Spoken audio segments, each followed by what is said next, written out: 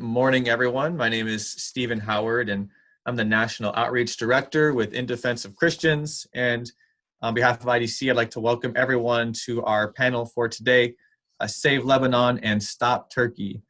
We have an exciting panel of experts who are going to share their thoughts on these issues, these goals and objectives for IDC. First, I just want to quickly thank Sarah Basile and Abigail Zarzar with our team for their help facilitating this call. We're going to really be focusing again on the two objectives of saving Lebanon and stopping Turkey. We have an amazing panel of experts.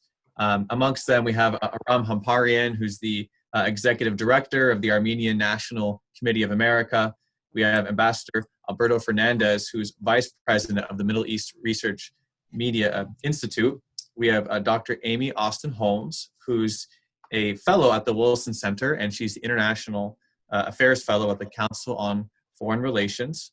We have Ambassador Ed Gabriel, President of the American Task Force for Lebanon, and we have Dr. Elizabeth Prodromou, who's Visiting Associate Professor of Conflict Resolution at the Fletcher School at Tufts University. So today's conversation and webinar will last about 90 minutes. We'll go until about 12:30. For the first hour, we're going to have each of our experts delivering remarks. We encourage everyone to be sending their questions in on Facebook and on Zoom throughout the event. But we will really focus in on the Q&A mostly in the last half an hour of the call. That's when your questions are going to be answered. So we're, again, incredibly excited to have the panel of experts that we do have. And to officially kick things off, on behalf of IDC and on behalf of ANCA, I'd like to invite Aram Hamparian to deliver some special opening remarks. Thank you very much, Stephen, and thank you for pulling together this program. Very timely, and obviously the speakers are exceptional.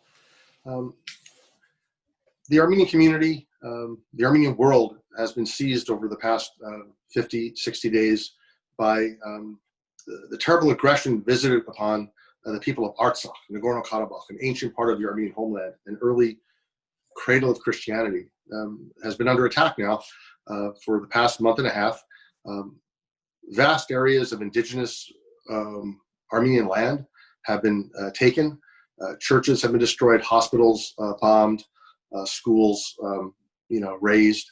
It's been as bad an experience as we've had since literally the 1915 genocide. And in many ways, what we saw over these past weeks was a continuation of that, an effort to drive the Armenians from their indigenous lands.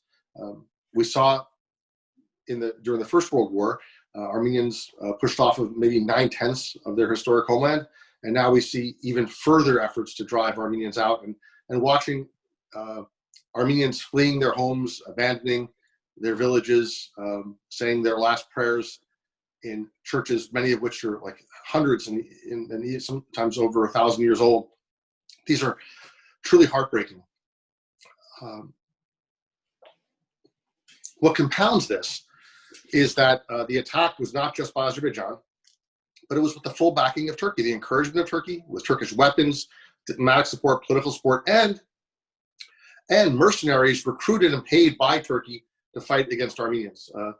Terrorists, jihadists from Syria and elsewhere brought in to fight a war that perhaps Azerbaijan didn't want to fight for itself, but was more than willing, to foot the bill for. And Turkey and Azerbaijan, waged this aggression, this genocidal onslaught. So as terrible as that has been for us as Armenians, it's even more bitter when we think about it as Americans. We did host a visit in California just days before the election with the National Security Advisor, Robert O'Brien. And, very often in these types of discussions, the precursors, the first things that are said are friendly, and then you end up with the reality of the situation. So he said, look, I've got a lot of Armenian friends, and certainly we sympathize with the terrible suffering of the Armenian people, number one. Number two, we recognize Azerbaijan's the aggressor here, that the military campaign is being waged by them at the expense of Armenians. But the United States will not take a side. We will not engage. We will not call out one side or the other for their aggression, even though we know where the aggression is coming from, because that would mean that we would abandon our position of neutrality. And then the argument being something like, well, and if we're not neutral, then we can't do anything good. Well, the fact of the matter is nothing good was done. And for 45, 50 days, the United States looked on as a NATO ally, using NATO weapons, attacked a very, very small country, a David versus Goliath scenario. We're dealing here with Turkey, a nation of well over 80 million people, NATO, 16th largest economy in the world, massive technology, massive military. Azerbaijan, an oil-rich country, again, very wealthy, huge arsenal. Armenia, 3 million people, landlocked, blockaded, a genocide survivor state, in many ways still trying to stand on its feet after the genocide of 1915. And while this terrible onslaught is going on, our government said, well, we're gonna keep an eye on things. I think at some point Secretary Pompeo said that he hopes the Armenians are able to defend themselves, and I think Mr. O'Brien shared his prayers for the Armenians, and I think that's the extent of the support we got, which is troubling. Particularly given some of the talk that we've heard over the past 4 years about solidarity with at-risk Christians and other religious minorities in the Middle East. I think that if this was a test case, our government failed that test. What's left to us now as an Armenian American community is to work on humanitarian assistance, and we need hundreds of millions of dollars of humanitarian assistance. There are tens and even hundreds of thousands of refugees now displaced without homes, many left on moment's notice, again, from land that their families had occupied for literally thousands of years. We're talking to the administration about emergency assistance, and obviously going to work with Congress on longer-term appropriated assistance. We want to see the U.S. re-engage in the Minsk process, which is the international mediation effort, the multilateral international mediation effort to resolve status and security issues. The United States, unfortunately, was largely absent from that dialogue. There was no restraint, it seems, on Turkey. In this case, certainly no restraint coming from Washington on Azerbaijan. So the United States needs to re-engage and to revisit the terms and the timelines that were forced on Armenia, essentially at the point of a gun. These are under duress. These were coercive terms that were forced on the Armenians to surrender again. Land that's not only historically Armenian, but that is important for the security of Armenians in that part of the world.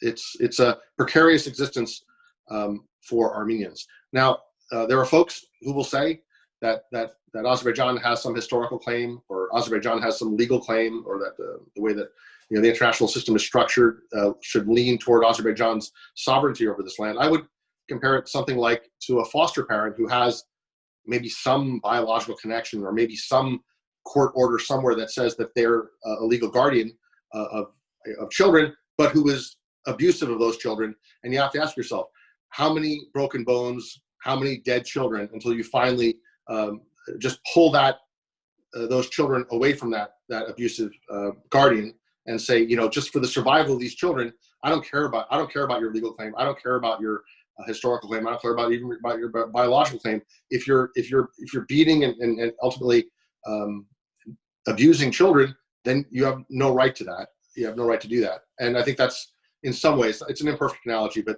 Azerbaijan has certainly given Artsakh, Nagorno-Karabakh, every reason not to be part of Azerbaijan. It's those who in Washington and elsewhere who casually say, well, that's a territorial integrity issue. They're just writing a death warrant for the remaining Armenians in the region, and it's a I guess that's a DC think tank thing to say, but that's heartless in the extreme.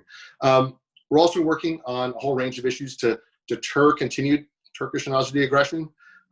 We're pushing for an end to U.S. arms sales to Turkey and Azerbaijan, along with many others. There's still currently a U.S. military assistance program to Azerbaijan. Hard to believe, but that needs to be stopped. We ourselves have reached out to 5 or 6 of the U.S. defense firms whose parts and technology were found in weapons that were used to kill Armenian civilians. Garmin, Xilinx, Trimble, Behringer, and others. And we've worked with them to stop those sales, to investigate those sales. And more broadly, we're working with groups like IDC and our Hellenic friends on sanctions.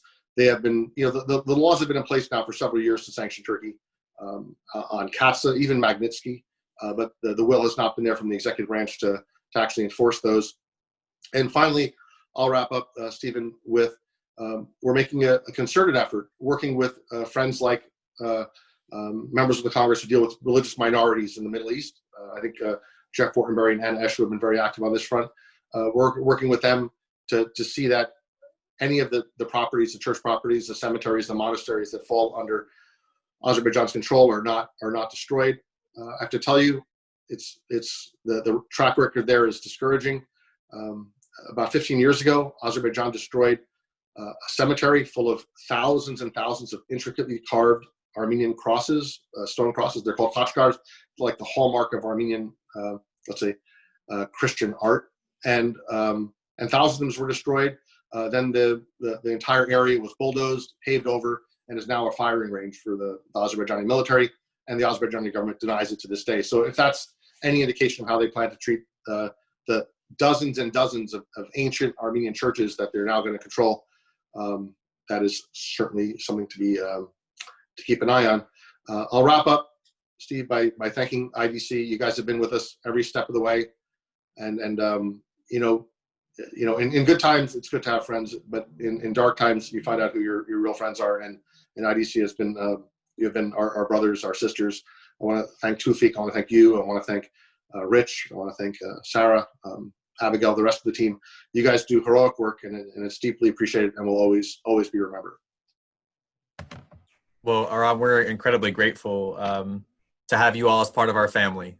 And and just for everyone out there watching, Anka and IDC, we do consider ourselves to be much like a family. So what Aram says is and we encourage everyone who has a passion for supporting religious freedom and the historic Christian communities of the Middle East to take to heart what he's saying, because it's extremely important, and we don't want another historic Christian community dating back to the time of Jesus Christ to erase from the map. Just to transition now onto our panel, I think Aram left us off at a really important subject that our next expert can really pick up on, and that is that of cultural heritage. And so I want to invite Dr. Prodromou to share some remarks about cultural heritage, Turkey's treatment of its indigenous Christian community, as well as the expansionism, what some call neo-Ottomanism, from Erdogan and from his government. So Dr. Prodromou, please unmute yourself, and we're looking forward to hearing your remarks. Okay. All right. Thank you very much, and thank you to IDC for hosting this side event to the ministerial, and it's a pleasure to be part of this panel, albeit on such a sobering and very depressing, in fact, topic. I'm going to try to offer some remarks that help to connect Turkey to Lebanon and to broader developments in the greater Middle East, but certainly beyond. And I think one of the things that's so important about and significant about Turkey and its treatment of its Christian minority populations is that in many ways it's paradigmatic for broader features that we see in any society that puts its religious minority communities and ethnic, but certainly religious minority communities at risk. And so I'm going to spend the next 10 minutes in a very kind of synoptic way, but I want to emphasize again this kind of the utility of thinking about Turkey for other cases. So I'll make 3 brief points and then offer some policy conclusions. The first point that I would make is putting the present moment in Turkey in proper context.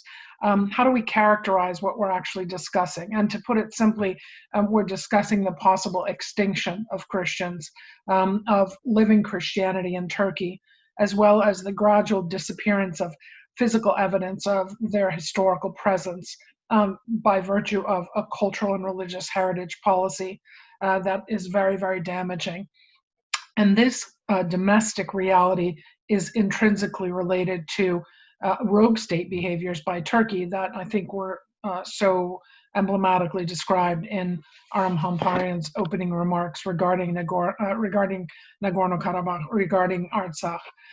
So what we see in terms of Turkey's domestic abuses of its Christian minority communities and other religious minority communities is very much connected to Turkey's foreign policy of revisionism, adventurism, and militarism. So how did we get here? The context. I think it's important for us to recognize that what we're seeing today is not the function of 2 decades of AKP Islamist rule, but the last 2 decades are simply the latest chapter in an almost 100-year history that's shaped by the same pattern, but with different perpetrators and different valences. So just to sum that up, the current condition of Christian minorities, Armenian, Greek, and Syriac Orthodox Christians, as well as Roman Catholic and Protestants, and also the country's Jewish, Sephardic, and Romanian populations, but Alavis to a lesser extent as well.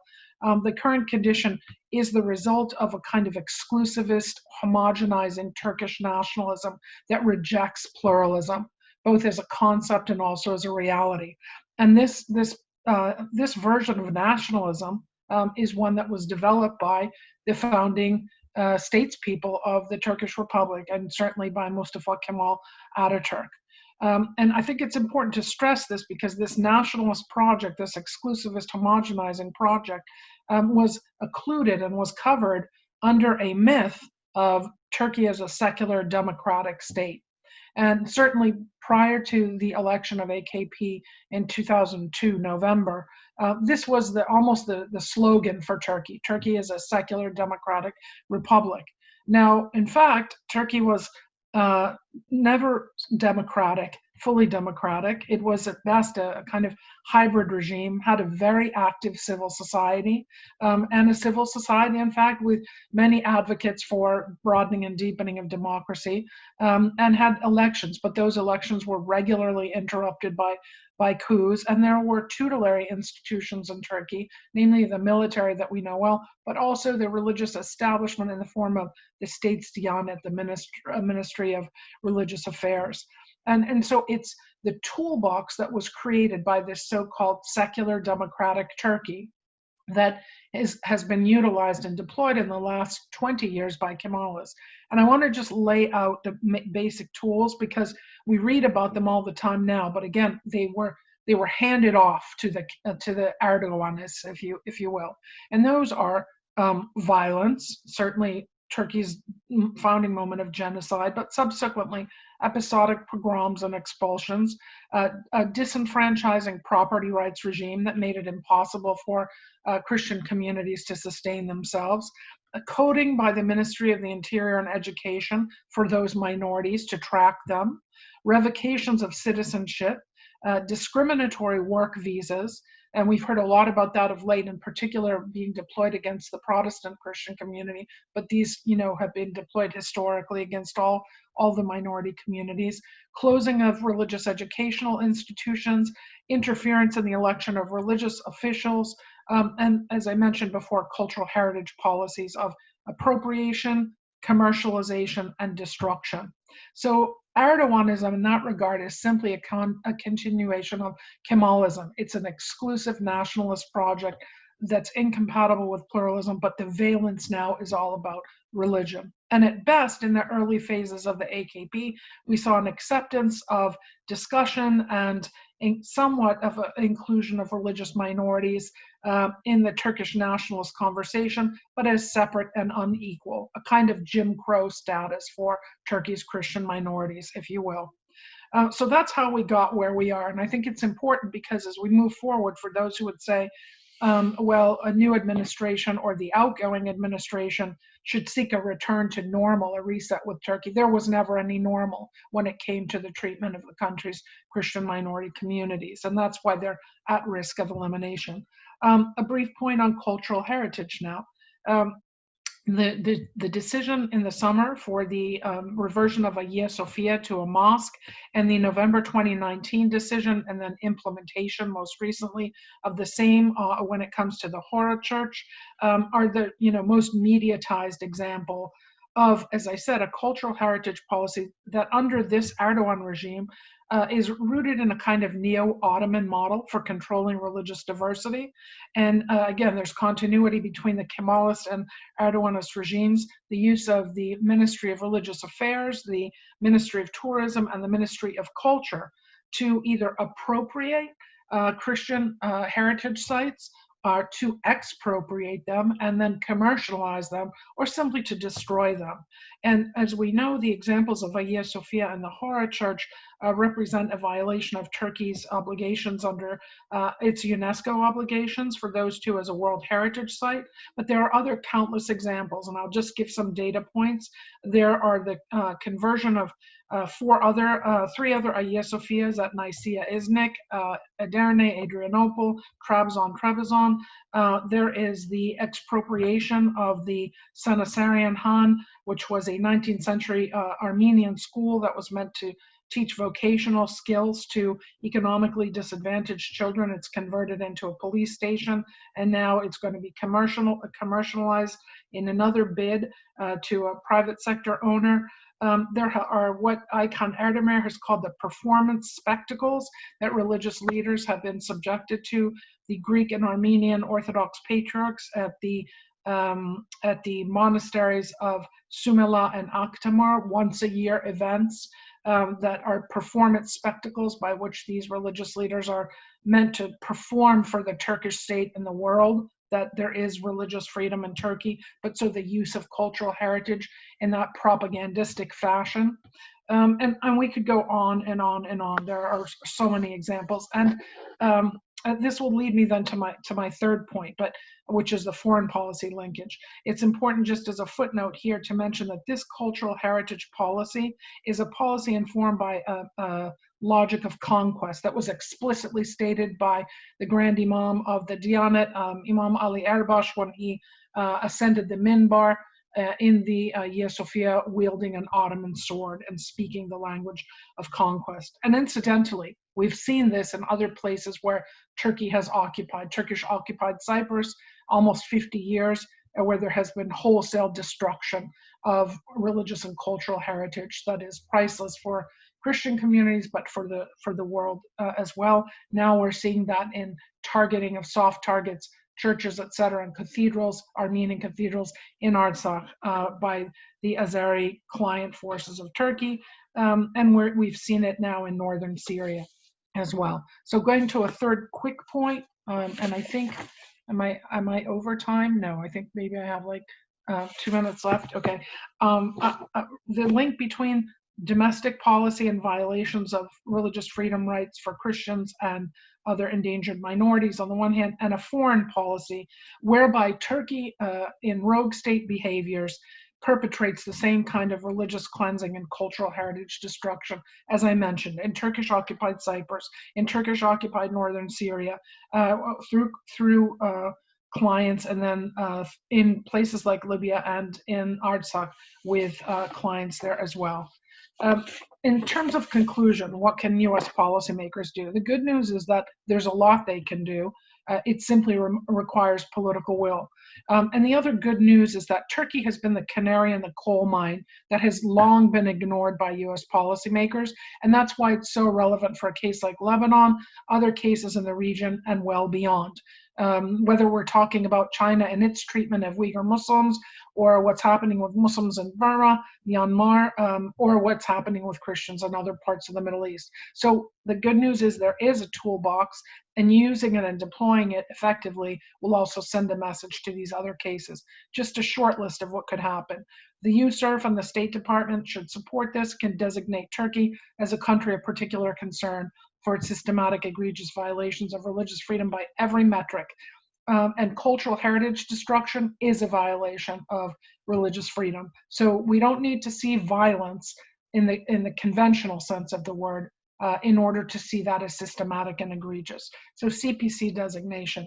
USERF's Prisoner of Conscience project highlights individuals that are imprisoned for exercising freedom of religion or belief, but that should extend to the intrinsic connection of other rights and freedom: speech, assembly, press, conscience. So adopting someone like Osman Kavala as a prisoner of conscience. The State Department's Cultural Property Advisory Committee should reject out of hand the request by the government of Turkey for a memorandum of understanding on the imposition of import restrictions to protect Turkey's cultural patrimony under the UNESCO Convention. Turkey has demonstrated it violates its UNESCO obligations, and that MOU should be rejected. And then finally, implementing CAATSA and Magnitsky sanctions. All of these will help to sustain what's left of those Christian minorities, will give traction to democratizers inside and outside Turkey, and will also be useful for a more effective NATO, both as a collective security alliance and a community of democratic nations. Thank you.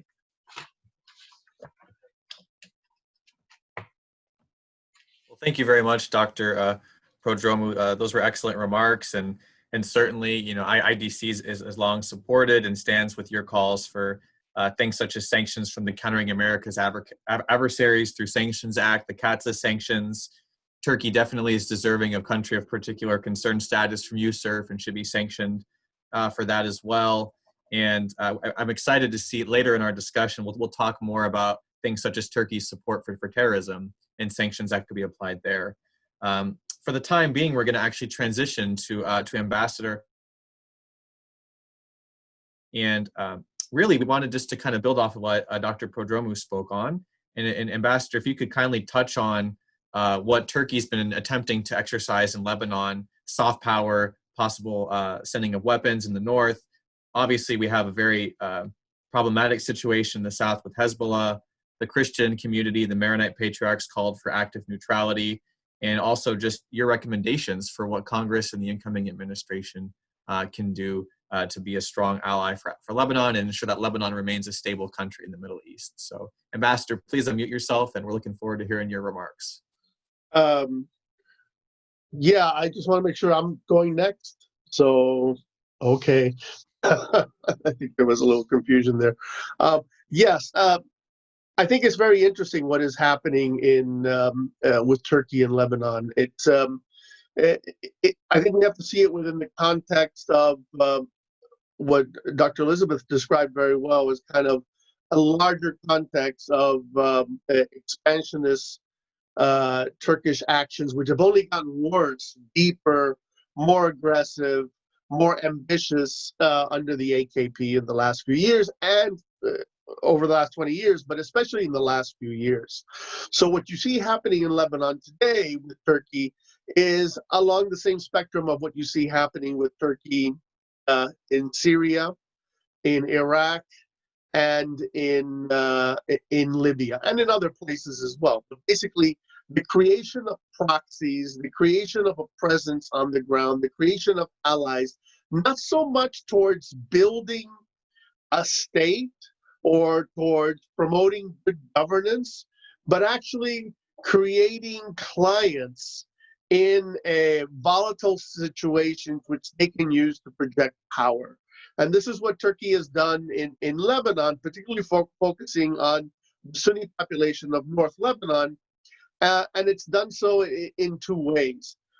When we talk about Turkey today, we have to remember, of course, that it is both an Islamist power, and Islamism is an essential part of its ideology and its worldview, and also kind of a nationalist power. So it uses both religion, and it uses Turkic or pseudo-Turkic populations as ways of projecting its power in the region, and it's doing that in Lebanon today. As an aside, for example, in Libya, Turkey all of a sudden, as it expanded its presence in Libya, discovers that supposedly there are 500,000 people which have some kind of connection to Turkey that are of Turkic, some vague Turkic origin. So that's kind of what's happened in Lebanon. There is actually a small Turkic origin community in Lebanon, both in Tripoli and in Akkar, in a regional area where there are villages where people are of Turkoman origin. This is not unusual. You find this in Syria, and of course you find this in Iraq as well. And in both those places, Turkey has used these communities as kind of a spearhead of its efforts to infiltrate these societies.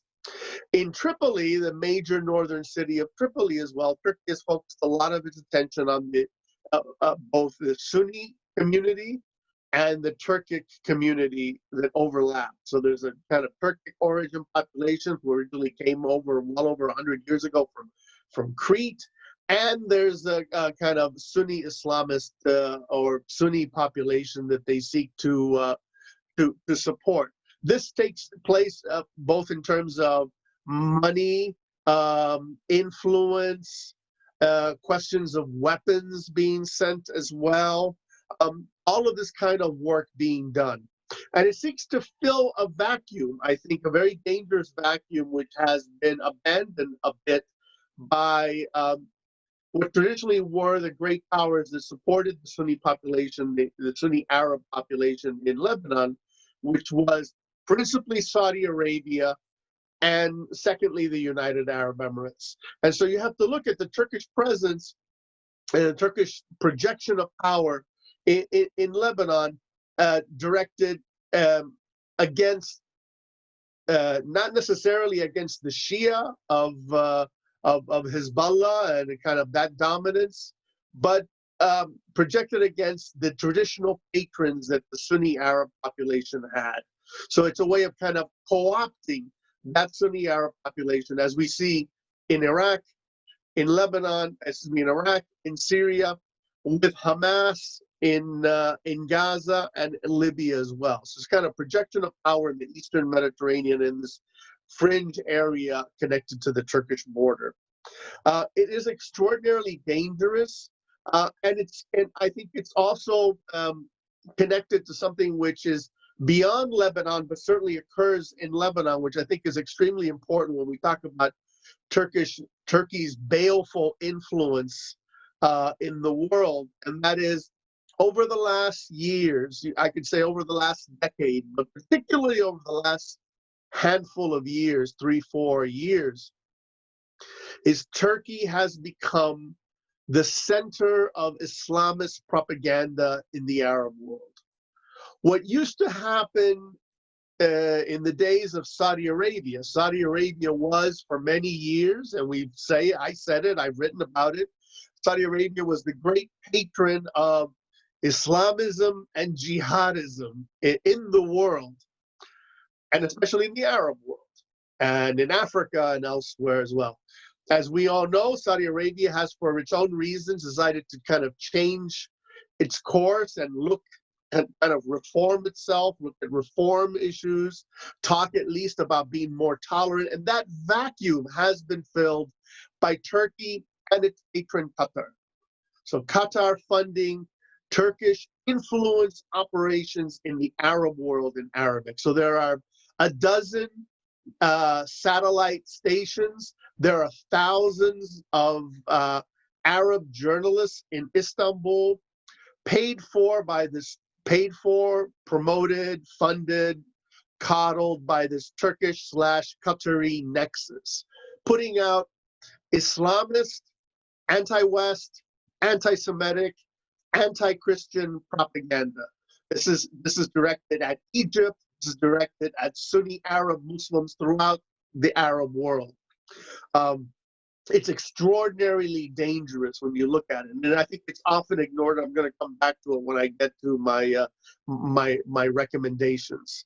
Obviously, in Lebanon, that Turkish influence is very negative. There's some positive things that are happening in Lebanon that I think we should focus on as well when we talk about helping Lebanon and pushing back against Turkey. And I think the efforts of the Maronite Patriarch Cardinal Boutros Rai, to promote a kind of different perspective, a kind of idea of Lebanon returning to its roots as a kind of actively neutral state, which tries to disconnect from the passions of the region and disconnect from the proxy wars of the region, is absolutely the right way to look at Lebanon It's something that it was always there. It's kind of built into the creation of Lebanon 100 years ago, but it's something that over time has deteriorated and been ignored.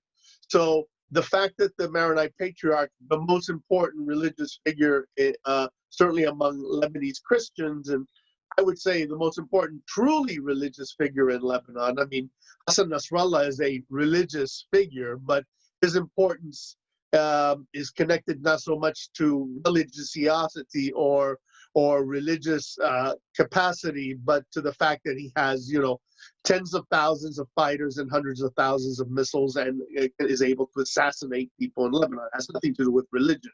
So the most important purely religious figure in Lebanon is the Maronite Patriarch.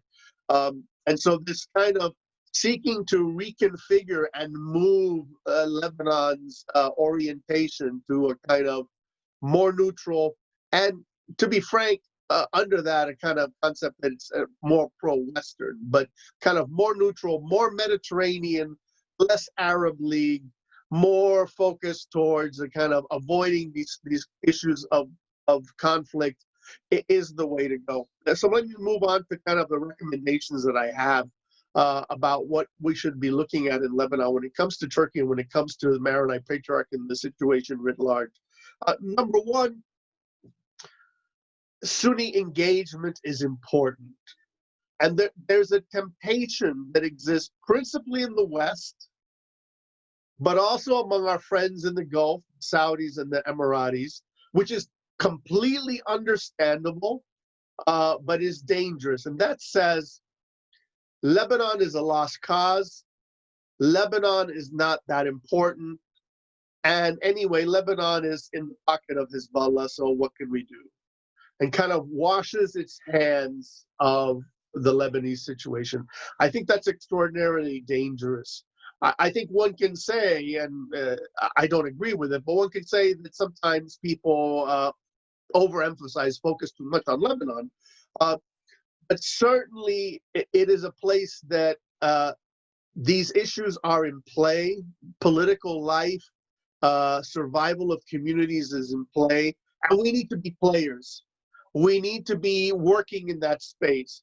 So the Sunni Arab population is a key part of the Lebanese mosaic and should not be abandoned to the ministrations of Turkey. So it's important for the United States, for Saudi Arabia, for the UAE, for Egypt and others to play in the space and to push back against the Turkish baleful influence. One can criticize, for example, Saudi Arabia years ago supporting Salafism in the world and doing that. But actually, the Saudi role in Lebanon has not been a negative one. Certainly has not promoted generally extremism. It's been part of kind of the political environment there, and it's something that needs to be encouraged. So we need to engage with Sunni Arab populations to build alliances between them and Lebanese Christians to strengthen kind of the Lebanese model, as fractured and as disastrous as the Lebanese reality is. Secondly, this issue of incitement in Arabic coming from Turkey needs to be elevated as a foreign policy issue by Congress and by the U.S. administration. Turkey should not get a free ride that it has intentionally created networks and nodes promoting extremism in Arabic, not just focused to the Arab world, to people in Lebanon, to people in Egypt, but also focused at Arabic-speaking diaspora communities in the West, in Western Europe, in France, etc.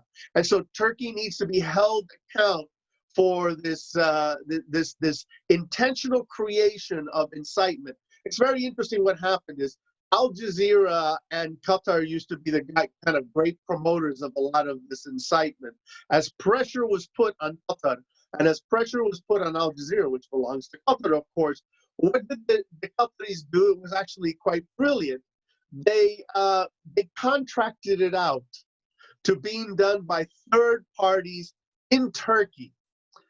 The bankrolling is still coming through Qatar, but is being done in a third country, in Turkey, and it's being done by non-Turks. So they have a kind of plausible deniability, and the Turks have plausible deniability in that these are not Turks, these are Arab media. Don't you want us to be in favor of free press? Meanwhile, these people put out incitement to promote religious division, violence, bigotry throughout the Sunni Muslim Arabic speaking world, both in the region and in the diaspora.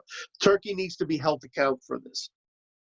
Thirdly, the West and friends need to find ways to kind of empower the active neutrality message of the Maronite Patriarch in tangible ways. What's happened so far has been a lot of kind of talk, kind of symbolic moral sympathy. I think that we need to kind of translate this into kind of a stronger way of supporting this community in this call. And that means tangible ways of supporting civil society, let's be frank, church-connected, religiously connected civil society and other organizations that support this kind of vision of active neutrality, and finding ways to strengthen that approach in a very, very tangible way. And connected with that, to empower those adversaries who are true adversaries of both Islamism in its Turkish form and in its Shia Hezbollahi form in Lebanon. All too often what we do in the West is we deceive ourselves. We think that by promoting good governance, which means helping the Lebanese state, which is in many ways corrupted and infiltrated by this extremism, that we're somehow making Lebanon a better place. We need to play the Iran and the Turkey role that they play in Lebanon. We need to play it ourselves with our friends and with our allies, is to build proxies, build allies, build communities of interest that are very much in sync with us. The governance thing, it will come or it won't come. It's actually a corrupt process, which is kind of involves horse trading among kind of the Lebanese elite. But there's a huge amount of kind of low cost but effective groundwork, a ground game that the West, that the United States, that France, that the Saudis, that the Emiratis should be doing. It's not about writing a big check and giving it to a Zaim, to giving it to a warlord. It's about kind of building communities of interest that support our interests as well. So those are my recommendations I would have, and thank you very much. Thank you very much, Ambassador. We look forward to getting back to you in the Q&A with more specifics on that.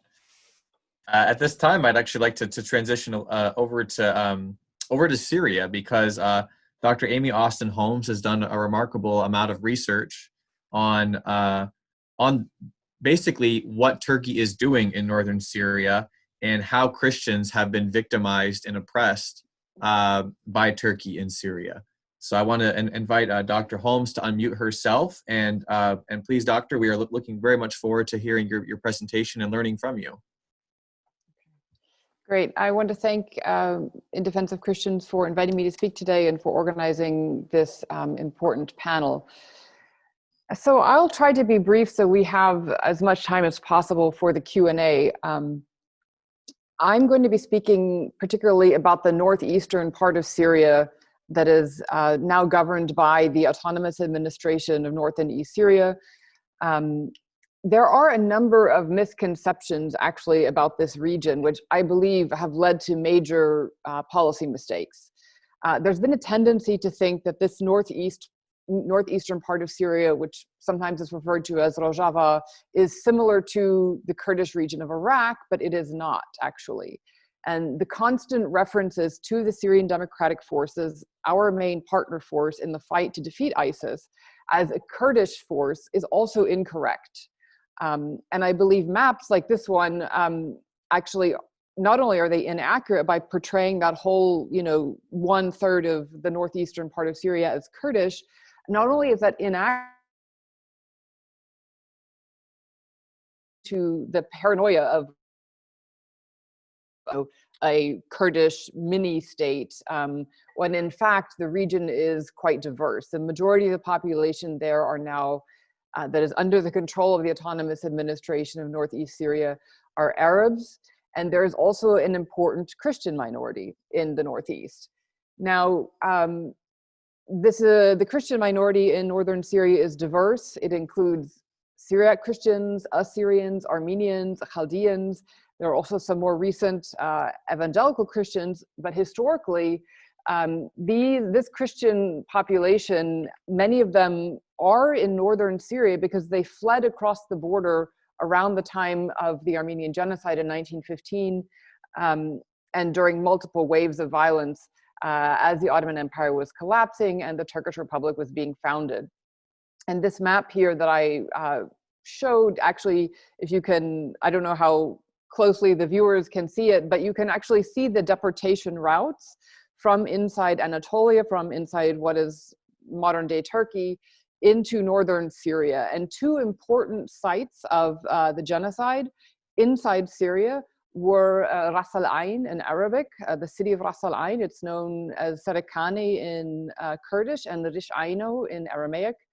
And secondly, and that is directly on the border between Syria and Turkey. And secondly, the city of Deir ez-Zor, farther south in Syria. That was sometimes referred to as Armenia's Auschwitz. It was actually the most deadly site of the Armenian genocide inside Syria.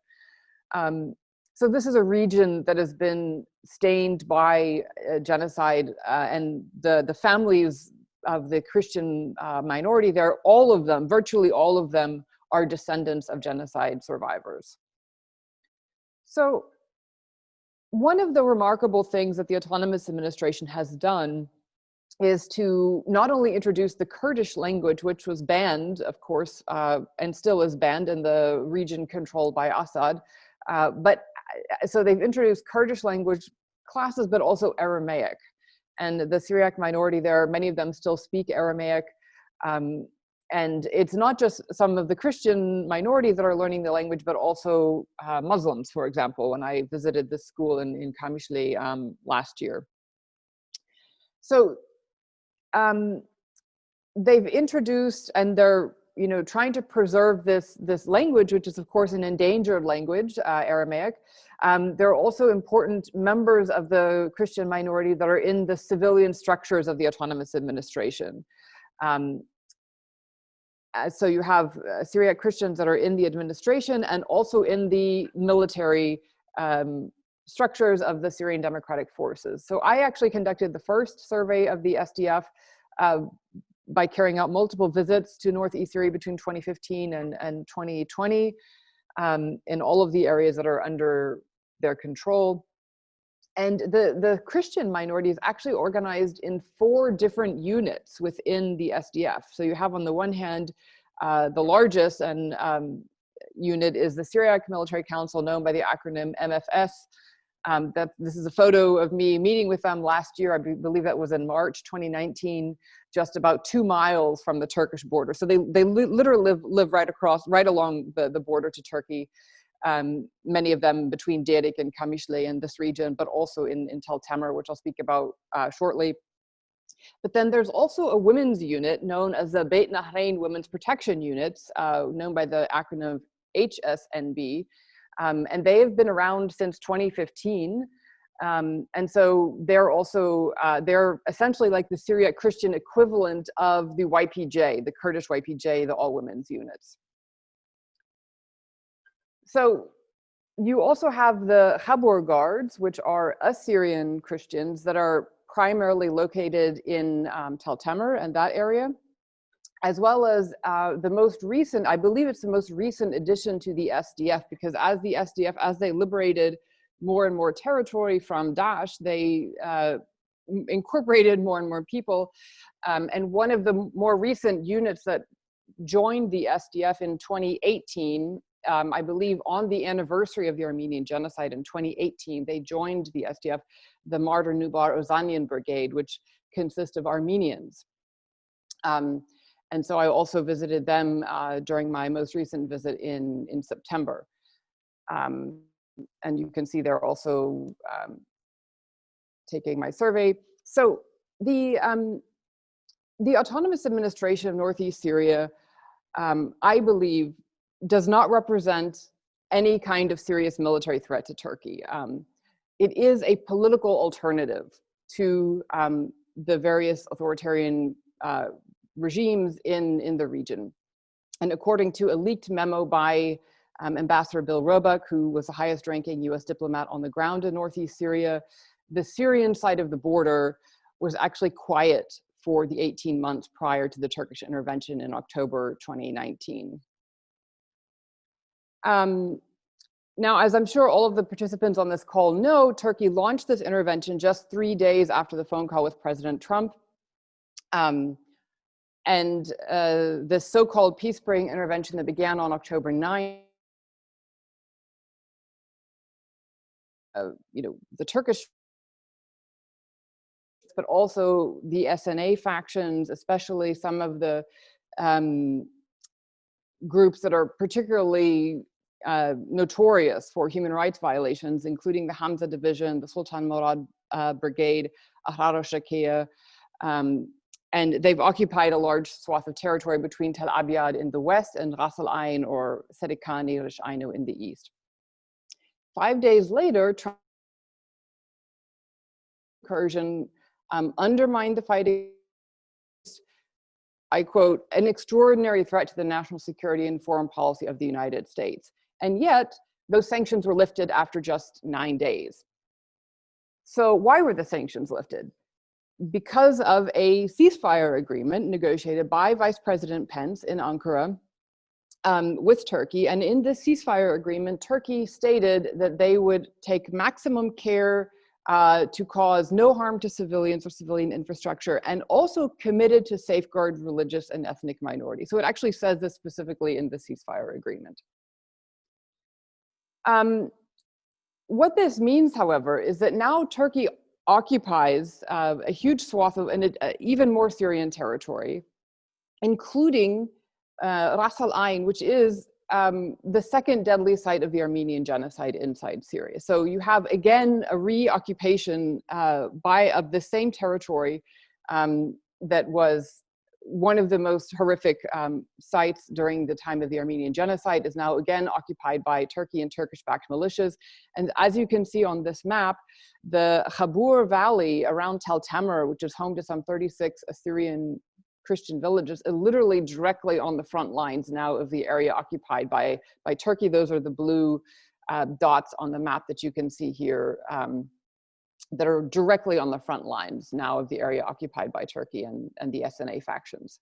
So this is just one of the many churches that is on the front lines. I visited this church in September. You can actually see the SNA militias from the church. I mean, they're literally right in back of it.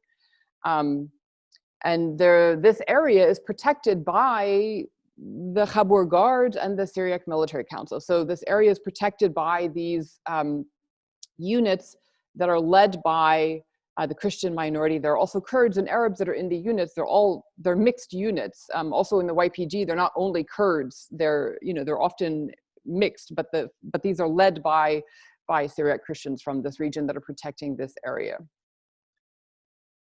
So I analyzed ACLED data, this armed conflict location and event data set, to see what had happened since the US brokered ceasefire agreement. And because I had known, and it gets reported if you're following, that there are clashes and episodes of violence. So I knew that Turkey had been violating the ceasefire agreement. But I myself was shocked to see that according to this data from ACLED, Turkey and Turkish-backed militias have violated the ceasefire agreement over 800 times in less than a year. Because I began analyzing beginning the day after the ceasefire agreement until September, so not a full year even. So So this does not include violations before the ceasefire agreement. It does not include violations that happened in other parts of Turkish occupied Syria, like Afrin. I did not include those episodes of violence in this count. And I also excluded from this count episodes of infighting between the different Turkish-backed forces, because I'm sure, as many of the people on this call know, these different Turkish-backed militias often fight against each other because they seize someone's property or someone's home, and then they fight over who gets to keep the property to enrich themselves, of course. And so, and these kinds of internal fighting is also very problematic, because this also is one of the reasons why civilians do not want to return to that area. And so but I also excluded those episodes. So if I had included all of those other kinds of violent episodes, the number would be far higher. So these are truly only episodes of violence that targeted civilians or members of the SDF in this area since the ceasefire agreement. So you can see, and then I did a further analysis of just looking at what is happening in Tel Temer, so that area directly on the front lines right now. Again, according to this data, the region of Tel Temer was attacked 138 times over the past year. So the graph that I have up here shows that every single month since the ceasefire agreement was negotiated, there have been violations that targeted Tel Temer. Now, again, the region of Tel Temer is outside the area that Turkey is allowed to occupy. So anything that happens there is in clear violation of the agreement, because Turkey and Turkish-backed forces are not supposed to be there at all. And so, to me, this data makes clear that Turkey is not abiding by the ceasefire agreement, and yet there have been virtually no repercussions. There have been no one in Turkey has been held accountable for these clear violations. So I personally believe that this Turkish occupation of Syria is only going to prolong the Syrian conflict. It will prolong the conflict between Turkey and the Kurds, and it will also prolong the conflict and the suffering of civilians, especially religious minorities that live in this region. And I haven't even begun to speak about Yazidis. We're focusing here in this conversation today about Christians, but there is a whole other research that I've also done on Yazidis that could to show that they have particularly also been targeted, especially in Afrin. Just to give one example, over half the Yazidi religious shrines in Afrin have been either fully destroyed or defaced since the Turkish occupation. So clearly, destroying religious shrines has nothing to do with any kind of anti-PKK operation. I mean, it's clearly about targeting these religious minorities and making it impossible for them to carry out their religion in the areas that are now occupied by Turkey, for both Yazidis and Christians. So the United States needs to find an alternative solution to border security between Turkey and Syria. One possible model that could be considered, I think, is the agreement that has successfully guarded the border between Egypt and Israel since 1980. This with a multilateral force agreement with different, there are 12 or 13 different countries that contribute troops that rotate in and out for about 6 months at a time. I mean, this could be one way of, I think, one possible solution. There are other, of course, possible solutions, but there are alternatives to just allowing this occupation to continue, because it will, I fear, mean that the indigenous and ancient Christian minority in Syria and the Yazidis, they may never be able to return to their homes as long as the area is occupied by Turkey. So I'll end there. Thank you very much, Dr. Holmes. We really appreciate that research, and it really adds much needed data and academic credentials to back up what Christian leaders have been telling us for years. And so we're incredibly grateful for your work.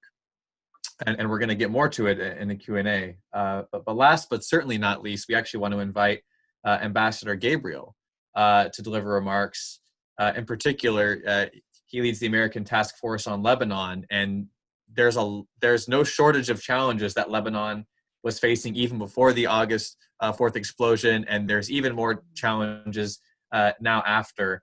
And we also are in the midst of needed political reform, and there's just a great need to address what the U.S. response has been, how would he assess that, and also what can the next administration and Congress do. So, Ambassador, we're very honored to have you, and we're looking forward to hearing from you. Thank you, Stephen. Also, thank you, Sarah and Tawfiq and the whole team at IDC for being so good at defending Christians in the Middle East. Thank you. Also, I should say that I've learned a lot this morning from the panelists. What a lineup. And I'm getting a few texts right now really complimenting the speakers that went before us. Well, where do I begin? I mean, it's quite a mess in Lebanon. Right now, Lebanon is facing 50% poverty rate. That's not somebody's exaggeration. This comes from the UN World Food Program, and it's on the rise. Half of them are in extreme poverty. It is exasperated by employment rates that are skyrocketing, and it's really taken away from the youth's ability to really help themselves grow in that country. So we are faced with a significant problem, and unless there's immediate major change in the country, it'll probably fall into a failed state status before too long. Now, having said that, let me just very quickly go through the background with you. About a year ago, the central bank started worrying about whether or not it could pay back its Eurobond interests. And as they were going through that, the government decided to put a tax on WhatsApp, which created riots in the streets. The Cedar Revolution started. The first government fell. Then the central bank fell. Then a second government fell. On top of that, you have at least 20% of the people in Lebanon today are refugees, which is draining the infrastructure and the other necessities and resources there. If that's not enough, throw the pandemic on top of it, the pressure on the hospitals and those that are really suffering in Lebanon. And then what happened with the August 4th explosion is really unbelievable. It was the largest non-nuclear explosion in the last 50 years, 80 years.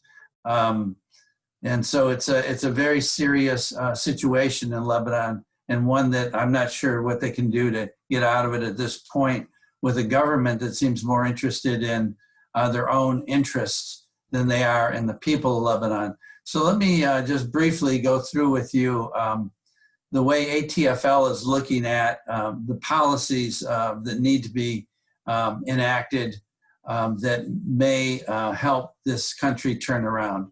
I want to divide it into kind of three categories. One is tough diplomacy.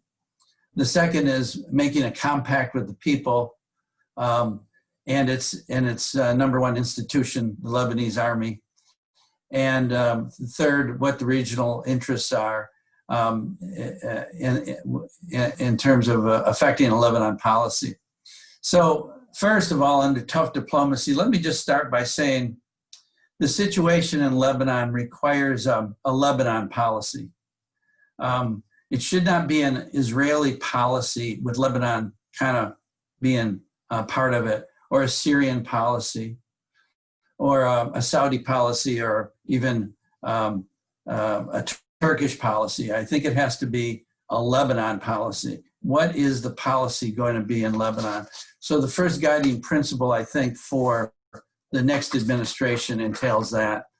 The second thing that I bring up is, the Trump administration has been criticized for really dumping everything that Obama did, whether it was the JCPOA or Obamacare and other things, and rather than building upon them. It was an unfortunate move by the Trump administration. Having said that, my advice and our advice to the Biden administration will be, don't do the same thing. Let's look at what's working and build upon it rather than throwing it out. So in that sense, the first thing I want to talk about is the area of tough diplomacy. There are two elements to tough diplomacy. One is, what do we do with the government? And I think there's a consensus internationally that we should not bail out a government of corrupt politicians that have their own interests at heart. It won't help Lebanon at all. And so we're not going to throw good money after bad money. So our first advice, and one that Trump has really spearheaded, and France and other nations, the Setter program and other programs have come through with, is don't throw good money after bad money until there's a reformed government in place. The second thing is sanctions. The second part of tough diplomacy. Sanctions you have to be careful with, in our opinion.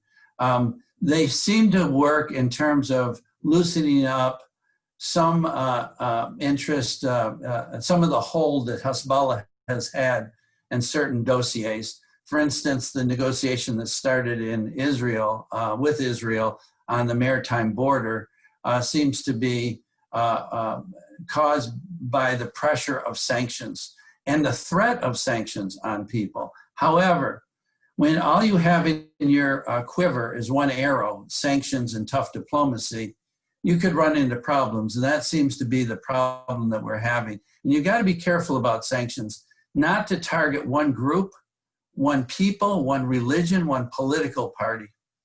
By doing that, you empower the argument by certain political parties and Hezbollah that this is more of a political effort by the United States, rather than using Magnitsky and other sanctions to go after corrupt individuals, those who break human rights, break the human rights of people, or harbor terrorism. We should make sure that moving forward, any sanctions that are brought on individuals are first and foremost targeting those three areas of corruption, human rights, and terrorism, and being able to prove it publicly, being able to show publicly that in fact there's proof for these sanctions. And it should be across the board. And like I said, it shouldn't only help one group of people. We heard last week from 4 leaders of the movement in the street that yes, sanctions are working. It's empowering us. We like what's going on. But my God, don't look at just one group of people. You're hurting us by doing that. You're making America looks like it's involved in the internal affairs, political affairs of the country. So I bring that as a caution as well as part of tough diplomacy. Now, where the Trump administration has been negligent in terms of supporting the people of Lebanon is they haven't helped them. My God, after that explosion, August 4th, and the damage that has been done, 6,000 people displaced, 200 lives lost, 300,000 people left homeless. I mean, there are problems based on that explosion. What did the Trump administration do? It gave $18 million. I think some of it's reprogram monies. Meanwhile, the Lebanese American community joined together, IDC, ATFL, and other groups joined together, and they're up to about $40 million in sending aid, medical supplies, and medicines to Lebanon. We really need to really work with the Biden administration to make sure that they understand there's a short-term, immediate need for the people of Lebanon. There's also a second need in that regard. There's a need for a longer-term engagement with the people of Lebanon. We have to start to support civil society, higher education, anti-poverty programs, refugee aid, much more than we're doing. We need a compact with civil society. We need to say, you know what, while you sectarian leaders are trying to come together or step down, hopefully, and form a technocratic or an independent government that can really run the country. We're going to make a compact with the people, and we're going to start to support them in building their society, working with NGOs. We can do that. It's proven in the past. And actually, France last week made a threat. They said if the government does not form an independent, reform-minded government in the short term, the Sutter monies and other Western aid is going to be turned into a compact with the people. How do we support the people? Maybe we need to do that now and quit waiting for them to form a government. The next step is, look, sanctions are not going as a single element scare Hezbollah away. Hezbollah is part of the fabric of that country right now. It has to be dealt with deftly. And we have to be very careful about what we do there. In that sense, the stronger the Lebanese armed forces become and the more respected they are, the more they're going to be able to do in the long term. So that's another element that we've got to really be careful about supporting and make sure a Biden administration does that. Now, when it comes to regional issues, I would just pick three. One is the Iran policy. We know that the Biden administration is going to try to re-engage Iran on JCPOA, on non-nuclearization issues. But they've also said two other things. One is they want to curb missile technology, and two, they want to curb terrorist proxies in the region. So we've got to make sure that that package comes together correctly in a future administration. The second issue is Syria. There are people on this panel that know more about it than I do, but I think the Biden administration is looking very seriously about how to stay engaged in Syria, how to create leadership again, and make sure that they've got enough power and influence to drive the parties to the table so that we're not part of the process. We've got to re-engage to be part of that process. The last point I'll make is on Israel. There's an opportunity with the maritime negotiations to ease hostilities, to build confidence, a great confidence building measure. And the Biden administration should really put that as a priority as well. I think that's kind of a picture that I would paint for you and for the audience. Thank you. Thank you very much, Ambassador. We really appreciate your remarks and your recommendations, and I know they're going to spur some excellent questions as we transition now into our Q&A. And just on that, now, if you want to ask questions and you're watching on Facebook or you're in the Zoom call, you feel free and drop them in the Q&A box here on Zoom. Feel free and post a comment on Facebook. My colleague Sarah and I are going to be facilitating questions. And Sarah, I actually was going to go ahead and read Jason Casper's question first. And then if you want to hop in after with other questions, that would be most appreciated. Awesome. Absolutely. So the question I wanted to ask, it's actually really for actually for both of our ambassadors. And Ambassador Gabriel, you really hit on the subject of sanctions. And so we want to start with you and then hear from Ambassador Fernandez next.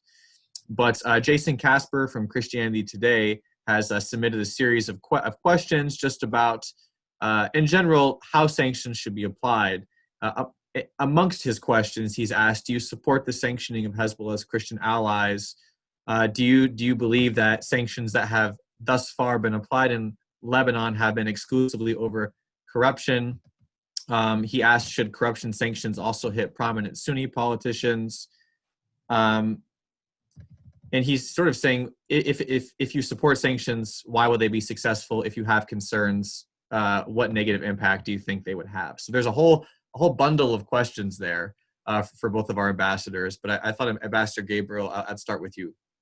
Well, I think the question is an important one. The worry I would have about sanctions is if they target one group, one political party, one religion. When you go down that road, you're asking yourself you're setting up a very difficult situation. So, and when you tie sanctions to non-Hezbollah actors being part of Hezbollah, and you say that in your rhetoric, you're creating a problem. You should be, the sanctions should focus on what I suggested, that is the Magnitsky Act, as well as, which includes human rights abuses, corruption, and other sanctions against terrorism. And they should go after individuals and follow the facts where they lead. But to the extent that they start to look like they're after one group, one party, one religion, I think it's going to be counterproductive. I'm not sure that the Trump administration is done with their sanctions yet, but we shall see where it goes. I hope that answers a number of the questions. Thank you, Ambassador Gabriel. And Ambassador Fernandez, I'd like to invite you to jump in with your thoughts on that. Well, I would take a slightly different tack. I would say that actually, traditionally in Lebanon, sanctions have targeted one group and one religion. Is that sanctions in Lebanon have overwhelmingly focused, obviously, on Hezbollah and on Hezbollah enablers from the Shia community. What's happened more recently, I think, is a positive development, which is to say that non-Shia, non-Hezbollah enablers who are Christians, who are Sunni Muslims, who are whatever, are not going to get away with playing this double game. This double game, which is you come to Washington like Gibran Bassil, the former corrupt former foreign minister, who's been sanctioned, come to Washington and say, we're your friends, help the Christians of Lebanon, we're pro-West, we're blah, blah, blah, and then go back to Lebanon and cozy up to terrorist Hezbollah, which is undermining the state and destroying the country. You can't have it both ways, and there's nothing wrong with Washington coming down like a ton of bricks on people who are playing this hypocritical double game. Yeah, Stephen, I would just be even a little more clear and agree with the ambassador on this. I think what the street is saying is this looks like an attack on March 8th. Is there going to also be fair game on March 14th if they break these laws that we're talking about? Not if they're associated with Hezbollah, but if they break these laws. And I think that's really important question for any administration to have to look at. But if you can't prove it publicly, don't do it. You've got to be able to stand up and stand behind the facts of why you're doing it. And you can't say, well, we can't tell you. You've got to be able to show proof. Thank you. Thank you very much, Ambassador Gabriel and Ambassador Fernandez. I'll invite Sarah as well, who's moderating our Q&A online. Sarah, any questions coming in from online? Sure. So we had a question from one of the attendees. The question poses, what is the situation of the extremely growing number of people who I guess convert from Islam to Christianity in this whole framework? Sure. I'd like to, that's a good question. And I'd like to direct it to Dr. Prodromou and to Dr. Holmes. So Dr. Prodromou, would you like to weigh in on that? Sure. I think that for some time it's been very clear that inside Turkey that converts to Christianity face, at the very least, social pressure. There's intense social pressure, usually from their own families, not to convert, and that's because of fears of broader social pressure. So it's hard to actually gather a lot of data on conversion because people are oftentimes very hesitant to actually share that experience. But there are some studies which have been conducted. In fact, I think if you visit the USCIRF website, the USCIRF website, you will find a link to a study regarding that very issue. But social pressure, which has a society which has internalized the message that to be Turkish is to be a Sunni Muslim, is the kind of pressure that is brought to bear against individuals when they do convert. Again, as I said, it's hard to get data. Thank you. Thank you, Dr. Prodromou. And Dr. Holmes, I know that you've done some work with the evangelical community and you've interacted with them in northern Syria. Do you have any thoughts on the issue of conversions? Well, I would just point out that the autonomous administration in northeast Syria, which govern around 1/3 of Syria now, they actually have passed laws that allow conversion to take place. They're, to my knowledge, the only part of Syria that actually allows this to happen. And they also have recognized the Yazidi religion. They're the first political entity in Syria to recognize the Yazidi religion as a distinct religion, because previously Yazidis had to register on their IDs, usually as Muslims, but there was no possibility to even sort of register as a Yazidi. And so the autonomous administration allows freedom of religion, and that includes freedom to convert. And so, but I don't have any, quantitative data on that. I would, however, also just add that some of the Armenians who I met that are now part of the Mardar Nubars, some of them, not all of them, some of them actually belong to families that converted to Islam in order to survive after the genocide. So they identify ethnically as Armenians, but they belong to Muslim families. Whereas some of the other Armenians that are in the same unit identify as Christians, but it's interesting that their Armenian identity seems to be the overriding factor in their, how they identify. And also I would just point out that, as I said, they joined this unit in 2018 in order to fight against the Islamic State, but they're now on the front lines of the area occupied by Turkey. Thank you very much for that answer, Dr. Holmes. I did have a question for Aram with Anka, and that is just, we're obviously at a time of transition now, but come New Year, new administration, new Congress, how can this new administration, how can this new Congress support the Armenian community, obviously in Armenia, in Artsakh, elsewhere in the Middle East? What are your key recommendations moving forward? Sure.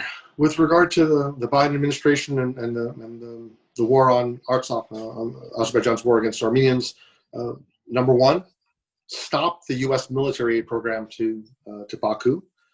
Number two, halt all military sales. Don't approve any new licenses for arms exports to either Turkey or Azerbaijan. And third, enforce the law. There's a law, Section 907 of the Freedom Support Act, which restricts U.S. aid to Azerbaijan. The last three presidents have waived that. That needs to be enforced, needs to be fully enforced.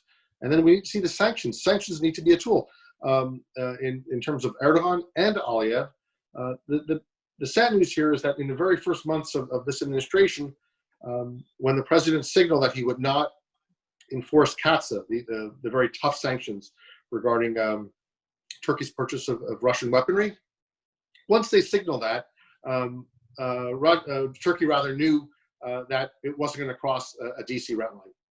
There was the one episode with Pastor Brunson, and there were some threats of strong sanctions there, and that episode quickly passed, and Turkey understood that in terms of whether it's Cyprus or Syria or the Armenians, that it would have a free hand and that sanctions wouldn't be on the table. And we're hopeful that that Biden will put those on the table. And Turkey is, it's not as though Turkey is not responsive. It's just they're responsive to serious pressure.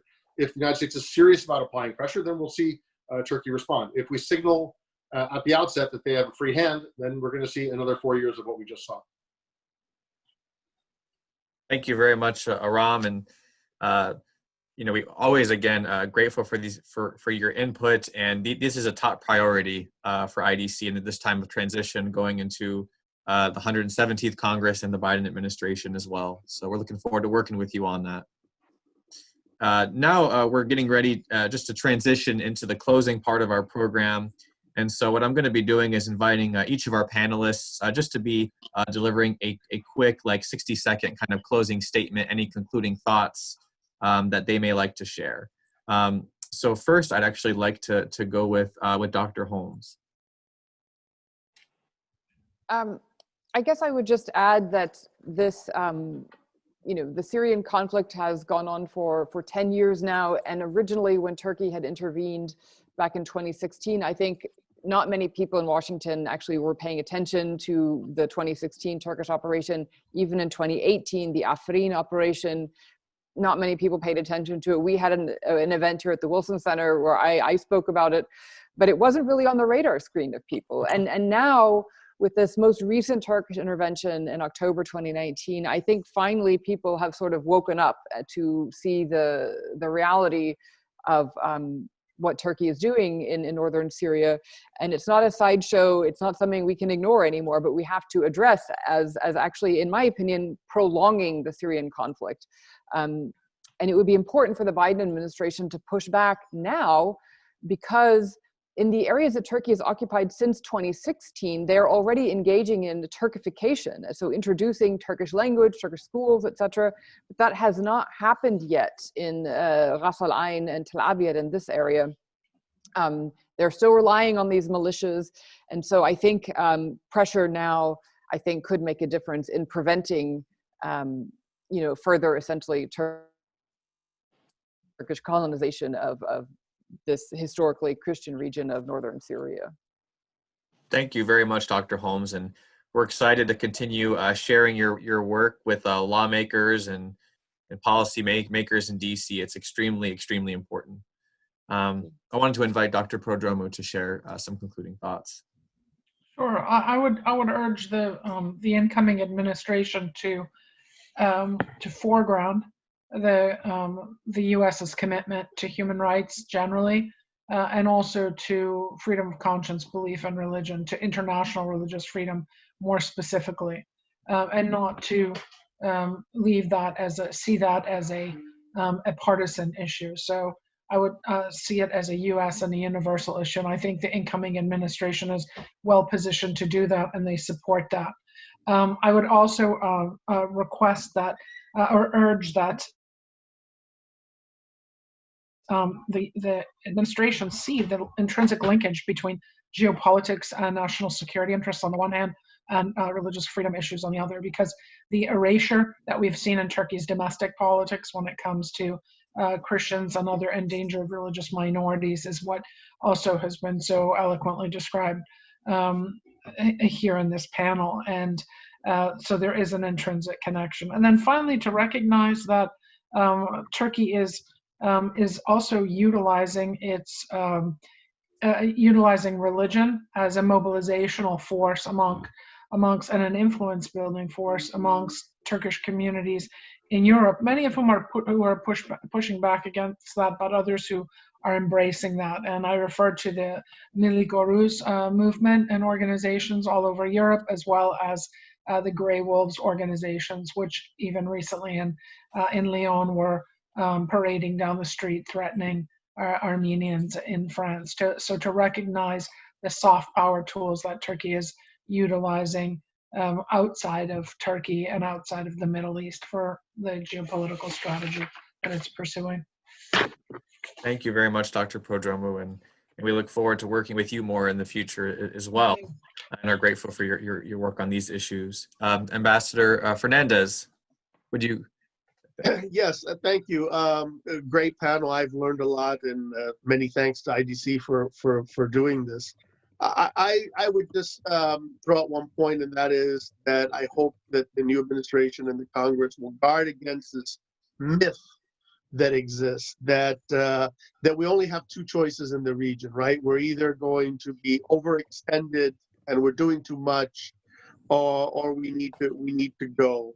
We need to stay away. We need to avoid these things. It's not an either-or situation. There is no substitute for American leadership on the ground. And we need to engage and be aggressive and unapologetic about the issues that we care most about. And among those, absolutely have to be religious freedom and threaten religious and ethnic minorities in the world.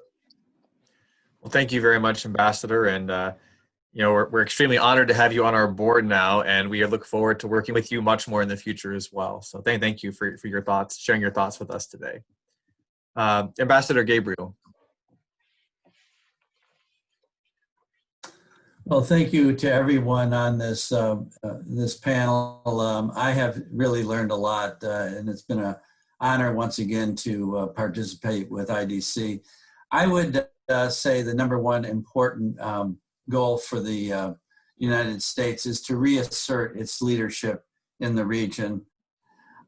People are voting with their feet in Lebanon. Most of those people that are leaving are Christians.